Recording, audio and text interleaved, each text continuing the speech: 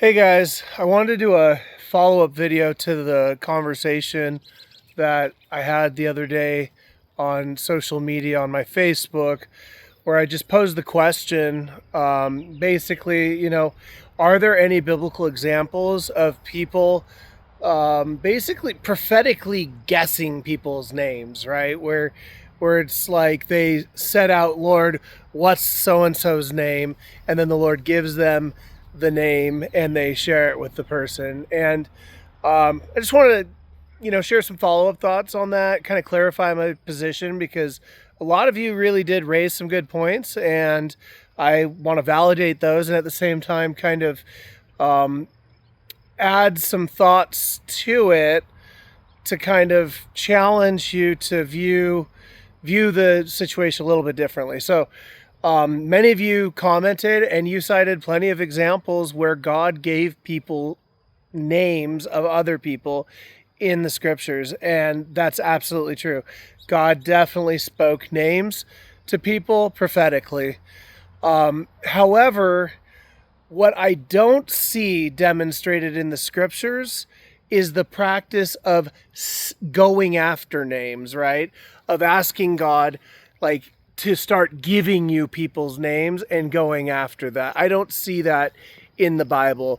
What I do see in the Bible is a complete, like, demonstrations of total surrender to God, total openness, total surrender to his will, to his voice, and having an open listening spirit that allows him to speak whatever he wants into the human spirit, and then we're then able to carry out and flesh out those things that he says. I do see that.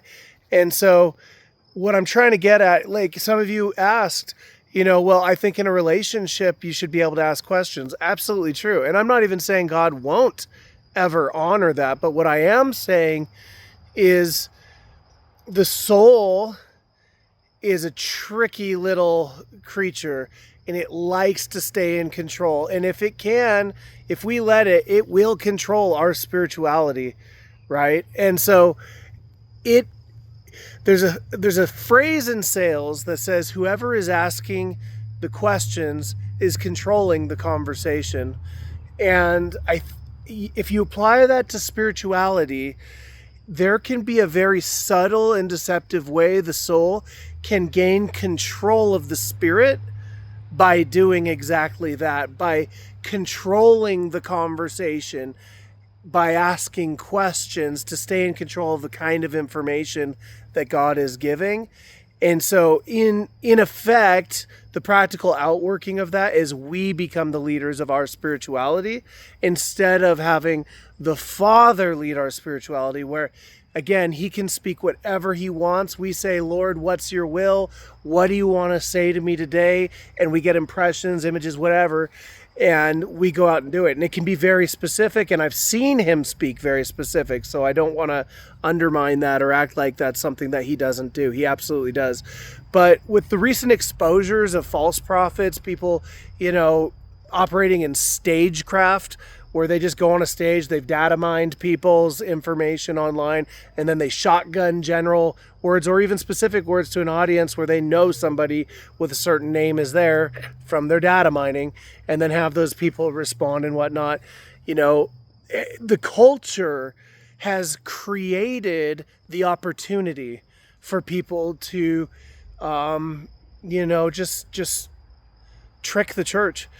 And I just really don't think that the culture should form around things like getting names.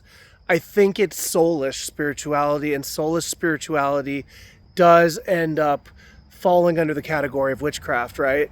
And so I'm not saying that if you've done it, you've operated in witchcraft. I don't believe that for a second. I know many people, and many of you, myself included, with good hearts, have gone after this. So I don't want to condemn anyone who's done that, but I want to challenge you to let your spirituality rise above those kind of soul level things, right? Because in the end, what's the best word for somebody? Whatever the Father wants to speak. What's going to be the most transformative thing? Whatever he knows will transform this person's life, and it could involve their name, and sometimes it might.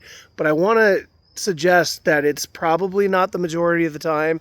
And if you ever see somebody consistently operating in those things, I really, really want you to have your discernment lens on, because it's most likely that they are being a dishonest in their prophetic gift. And I don't say that to be skeptical or whatever. We have these really cultural conditioning where you can't challenge things, you can't think critically, you can't question things. You were like guilted or socially ostracized, or put into a certain branding or label. Like we get categorized with a negative label, like critical spirit or whatever, or just operating in criticism or whatever. Anyways, we get categorized so that we can be marginalized, and then once you're marginalized, you can be disregarded. And that's a strategy. It's a very specific strategy, and it's a strategy that's not going to work anymore. The church is done. We're done with that. When I say the church isn't top down. It's Christ in and through, right? And so it's the church. The body is the immune system is activating, and it's repelling the viruses that have gotten in. But I just wanted to kind of follow that up. Like, if we're the ones asking all the questions, if we're the ones doing that, we effectively become God's leader, and he becomes a tool that we use to change people's lives. And it's just, I think it needs to be the reverse. Total openness, total surrender. I'm not saying we can't ask questions. Totally don't hear that, because you can. But I would argue that if that's the majority of how your prophetic process goes, I would challenge you to maybe consider, just do a deep dive in self-reflection. Okay, am I leading God? Is my soul leading my spirit, or is my spirit leading my soul? And I want to challenge you to go to the latter. Let your spirit lead your soul. Let the Holy Spirit, through your spirit, lead you.